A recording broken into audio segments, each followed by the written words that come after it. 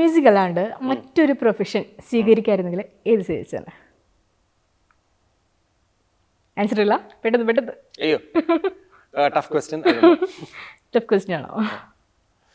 Music അല്ലാണ്ട് വേറെ profession ആണെങ്കിൽ ഞാൻ മേ ബി ബാങ്കിങ് സെക്ടറോ അങ്ങനെ എന്തെങ്കിലുമൊക്കെ എംകോം ആണ് ചെയ്തത്. അതെ, അങ്ങനെ വല്ലതും എനിക്ക് ഒട്ടും താല്പര്യമില്ല. പക്ഷേ അങ്ങനെ തന്നെ ഒരു ശരാശരി മനുഷ്യനായിട്ട് ബാങ്കിലൊക്കെ ജോലി ചെയ്ത് ജീവിച്ചു പോകാൻ. ഓക്കെ. ഏറ്റവും കൂടുതൽ നമ്മളെ സ്വാധീനിച്ചൊരു സംഗീത സംവിധായകൻ? അത് ഭയങ്കര ടഫ് ക്വസ്റ്റ്യൻ ആണ്. അതിന് ഒരാളെന്നില്ല. എനിക്കൊന്ന് ഞാൻ കേൾക്കുന്ന എല്ലാ മ്യൂസിക് ഡയറക്ടേഴ്സ് തന്നെ, അല്ലെങ്കിൽ കമ്പോസേഴ്സും മ്യൂസിഷ്യൻസും, അങ്ങനെ ഒരു കമ്പോസർ ഒന്നും കൂടി പറയാൻ വയ്യ. മ്യൂസിഷ്യൻസ് ആയിക്കോട്ടെ, ആരോ ആയിക്കോട്ടെ, ഇൻസ്ട്രുമെന്റ്സ് ആയിക്കോട്ടെ, മ്യൂസിഷ്യൻസ് എല്ലാവരും തന്നെ എന്നെ സ്വാധീനിക്കാറുണ്ടെന്നുള്ളതാണ്. പക്ഷെ ഞാൻ കേട്ട്, നമ്മൾ ചെറുപ്പം പോലെ എനിക്ക് ആക്ച്വലി മ്യൂസിക്കിലേക്കൊക്കെ നമ്മൾ പാട്ട് പഠിച്ചു വരുമ്പോഴത്തേക്കും കേട്ട് ചെറുപ്പത്തിൽ നമ്മൾ ഒരുപാട് ഇൻസ്പയർ ആയിട്ടുള്ളൊരു, എല്ലാവരും പറയുന്ന ഒരു മ്യൂസിക് കമ്പോസറാണ് എ ആർ റഹ്മാൻ. സോ അത് ഒരുപാട് ഇൻഫ്ലുവൻസ് ചെയ്തിട്ടുണ്ട്. പക്ഷെ കാലങ്ങൾ കഴിയുന്തോറും നമ്മൾ മനസ്സിലാക്കുന്നു, ഇതിന് ഒരുപാട് അർത്ഥതലങ്ങളുണ്ട്, ഓരോരുത്തരും അവരുടേതായ രീതിയിലാണ് ഇതിനെ എക്സ്പ്രസ് ചെയ്യുന്നത് എന്നൊരു തലത്തിലേക്ക് മ്യൂസിക്കിനെ മനസ്സിലാക്കാൻ തുടങ്ങിയപ്പോഴത്തേക്കും എനിക്ക് തോന്നുന്നു. പാട്ടുകൾക്ക് പുറമെ ഇപ്പോൾ ലൈഫിൽ ഇഷ്ടപ്പെട്ട ഒരു കാര്യം പറയാം, മ്യൂസിക് അല്ലാണ്ട്? വെറുതെ ഇരിക്കുക. ഏറ്റവും സുഖമുള്ള പരിപാടി വെറുതെ ഇരിക്കുക. ഓക്കെ. ഇപ്പോൾ കൺസേർട്ടുകളാണോ അതുപോലെ സിനിമയ്ക്ക് വേണ്ടി പാടാനാണോ, അതിലേതാണ് കൂടുതൽ ഇഷ്ടം? പ്രിഫർ ചെയ്യുകയാണെങ്കിൽ ബോത്ത്. ഒരു പ്രിഫറൻസ് ഇല്ല? അങ്ങനെ പ്രിഫറൻസ് ഇല്ല, രണ്ടും എൻജോയ് ചെയ്യുന്ന പ്രോസസ് തന്നെയാണ്. ഓക്കെ. കേൾക്കാൻ ഇഷ്ടമില്ലാത്തൊരു കാര്യം പറയാം. കേൾക്കാൻ ഇഷ്ടമില്ലാത്തത് writing nonsense. Okay. What is your favourite type of music? World music കേൾക്കാൻ താല്പര്യം. വേൾഡ് മ്യൂസിക്, പിന്നെ ഈ ഓൾട്ടർനേറ്റ് ആയിട്ടുള്ള എന്ത് മ്യൂസിക്കും, ഓൾട്ടർനേറ്റ് ജാസ് എന്താണെങ്കിലും, ഓൾട്ടർനേറ്റ് പോപ്പ് ആണെങ്കിലും എന്താണെങ്കിലും സംതിങ് ഓൾട്ടർനേറ്റ് ആയിട്ടുള്ള എല്ലാ മ്യൂസിക്കും കേൾക്കണം. ബേസിക്കലി വേൾഡ് മ്യൂസിക് കേൾക്കാൻ താല്പര്യം. ഓക്കെ. പിന്നെ ആക്ച്വലി ഇലക്ട്രോണിക് മ്യൂസിക്. എനിക്ക് തോന്നുന്നു എന്നെ ഒരു ഭയങ്കര ഡെമോക്രാറ്റിക് ആയിട്ടുള്ളൊരു ഒരു തലമാണ് ഇലക്ട്രോണിക് മ്യൂസിക്കുള്ള ഞാൻ ബിലീവ് ചെയ്യുന്നു. കാരണം അവിടെ നിങ്ങൾ ഇലക്ട്രോണിക് മ്യൂസിക് നിങ്ങളുടേതായ രീതിയിൽ നിങ്ങൾക്ക് എക്സ്പ്രസ് ചെയ്യാനുള്ള സ്വാതന്ത്ര്യം ഭയങ്കരമായിട്ടുണ്ടെന്ന് വിശ്വസിക്കുന്നു.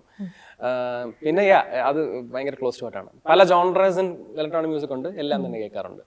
സോ എനിക്കൊന്ന് ഞാൻ മറന്നുപോയി, ഇലക്ട്രോണിക് മ്യൂസിക്കും ഭയങ്കര ഇമ്പോർട്ടൻ്റ് ആണ്. നമ്മൾ എപ്പോഴും കേൾക്കുന്ന പേര് സൂരജ് സന്തോഷാണ്. അതല്ലാതെ വീട്ടിൽ വിളിക്കുന്ന അങ്ങനെ നെയിംസ് അങ്ങനെ എന്തെങ്കിലും ഉണ്ടോ? നാട്ടിൽ പോകുമ്പോഴത്തേക്ക് കുട്ടപ്പൻ എല്ലാവരും വിളിക്കാറുണ്ട്. കുട്ടപ്പൻ, ഇത് കൊള്ളാം. പക്ഷെ ഇപ്പൊ ആരും വിളിക്കാറില്ല അങ്ങനെ. പിന്നെ ഇപ്പൊ എല്ലാവരും സൂരജ് എന്നൊക്കെ തന്നെ വിളിക്കുന്നത്. ഓക്കെ.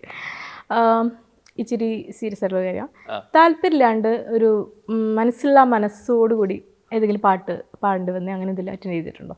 മനസ്സില്ലാ മനസ്സെന്ന് പറയാൻ പറ്റില്ല. നമുക്ക് താല്പര്യപ്രകാരം അല്ലാണ്ട് പല കാര്യങ്ങളും പാട്ടുകളും പാടേണ്ടി വന്നിട്ടുണ്ട്. തുടങ്ങുന്നത് നമ്മൾ കരിയറൊക്കെ തുടങ്ങുന്ന സമയം നമുക്ക് വേറെ ചോയ്സ് ഇല്ല. അന്നൊക്കെ എൻ്റെ ഒരു പ്രോത്സാഹനം കിട്ടുന്ന മൊത്തം പാടുക, നമുക്ക് മാക്സിമം പാടുക എന്നുള്ളൊരു പ്രോസസ്സിൽ മാത്രമേ വിശ്വസിക്കും. അപ്പോൾ അതെല്ലാം ഇഷ്ടപ്പെട്ടിട്ടാണോ പാടുക എന്ന് വെച്ച് കഴിഞ്ഞാൽ, താല്പര്യത്തിനേക്കാൾ ഉപരി അത് ഇഷ്ടം ഉണ്ടായിരുന്നു എന്ന് വെച്ച് കഴിഞ്ഞാൽ ഡെഫിനറ്റ് അങ്ങനെ അല്ലാതെയും വർക്ക് ചെയ്യേണ്ടി വന്നിട്ടുണ്ട്. പക്ഷേ ഞാൻ അപ്പോഴും എൻ്റെ പരമാവധി കൊടുക്കാൻ തന്നെയാണ് ശ്രമിച്ചിട്ടുള്ളത്. ഒന്നുകിൽ പാട്ട് നിർത്തണം, അല്ലെങ്കിൽ ഇഷ്ടമില്ലാത്തൊരു പാർട്ടിയിൽ ചേരണം. ഇഷ്ടമില്ലാത്തൊരു പാർട്ടിയിൽ ചേരണം, രാഷ്ട്രീയ പാർട്ടി. അതെ, അങ്ങനെ രണ്ട് ഓപ്ഷൻ വന്നു കഴിഞ്ഞാൽ എന്തായാലും ചെയ്യാം.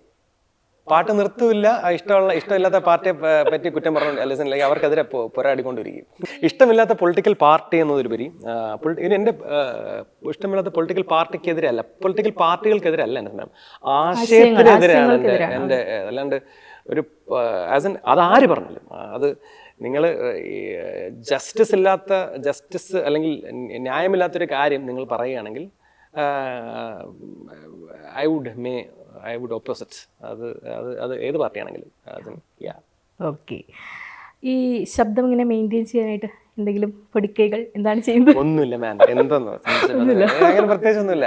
നമ്മള് മറ്റേ ഒരുപാട് ആരാധകരുള്ള സൗണ്ട് നമ്മൾ മെയിൻറ്റെയിൻ ചെയ്യാനായിട്ട് എനിക്ക് അറിഞ്ഞൂടാ. ഞാൻ ഈ പരിപാടിക്ക് മുന്നേ പാടുന്ന കുറച്ച് ദിവസം മുന്നേ, പരിപാടിക്കും മേ ബി ഒരു ദിവസം മുന്നേ ഇങ്ങനെ ഈ വറുത്തതൊന്നും കഴിക്കാണ്ടിരിക്കാൻ ശ്രമിക്കും. പക്ഷെ അതൊക്കെ അങ്ങനൊന്നും ഇല്ല. ബേസിക്കലി അത് ഞാൻ ഭയങ്കര അങ്ങനെ ക്ലീൻ ആയിട്ടൊന്നും അങ്ങനെ ചെയ്യുന്നില്ല. പക്ഷെ അത് നമ്മൾ അബ്യൂസ് ചെയ്യാൻ പോകാറില്ല. വോയിസ് റെസ്റ്റ് ഇമ്പോർട്ടന്റ് ആണെന്ന് വിശ്വസിക്കുന്നു.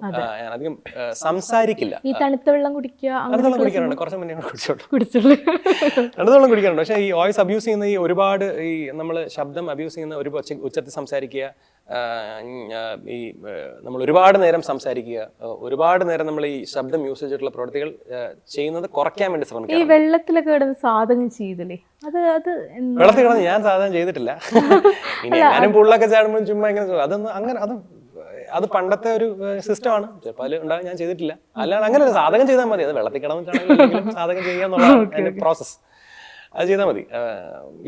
അത്രേ ഉള്ളൂ. അല്ലാണ്ട് വേറെ ഒരു പൊടിക്കൈകൾ ഒന്നുമില്ല.